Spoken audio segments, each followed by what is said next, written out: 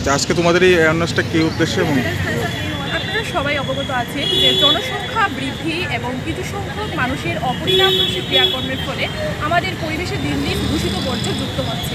তার মধ্যে যেটা আমাদের সবচেয়ে বেশি দুশ্চিন্তার কারণ হয়ে দাঁড়িয়েছে সেটা হচ্ছে এককালীন প্লাস্টিকের ব্যবহার। কেননা এককালীন প্লাস্টিকের পচন ধরে না, যার ফলে এটা মাটির উর্বরতা কমিয়ে আনছে। আর দেখা যাচ্ছে মাটির উর্বরতা কমার ফলে কৃষি জমির ফলনে অনেকটা বাধার সৃষ্টি হচ্ছে, যা সত্যি একটা উদ্বেগের বিষয় হয়ে দাঁড়িয়েছে। কারণ কৃষি জমির উর্বরতা কমার ফলে আমাদের খাদ্য সম্ভারের স্বয়ংসম্পূর্ণতার ক্ষেত্রে বাধা সৃষ্টি হচ্ছে।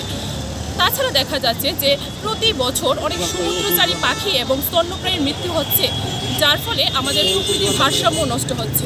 শুধু তাই নয়, এই এককালীন প্লাস্টিক যত্রতত্র পোড়ার ফলে যে ধোঁয়া নির্গত হচ্ছে তা গর্ভকালীন মায়ের শ্বাস প্রশ্বাসের মাধ্যমে শরীরে প্রবেশ করার ফলে যে শিশুর জন্ম নিচ্ছে তা প্রায়শই লক্ষ্য করা যায় যে জন্মগত ত্রুটি অথবা চর্মরোগ নিয়ে জন্ম হচ্ছে। তাই আসুন আমরা সকলে মিলে শপথ নিই যে আমরা পাটের ব্যাগ অথবা কাগজের ব্যাগ ব্যবহার করব, আমরা কোনো অবস্থাতেই এককালীন প্লাস্টিক ব্যবহার করব না।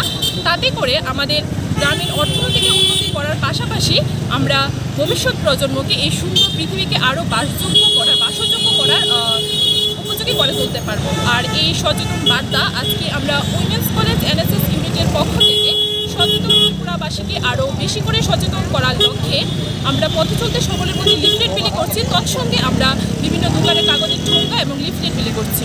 তোমার নামটা? আমার নাম Mitu Das, women's college NSS unit.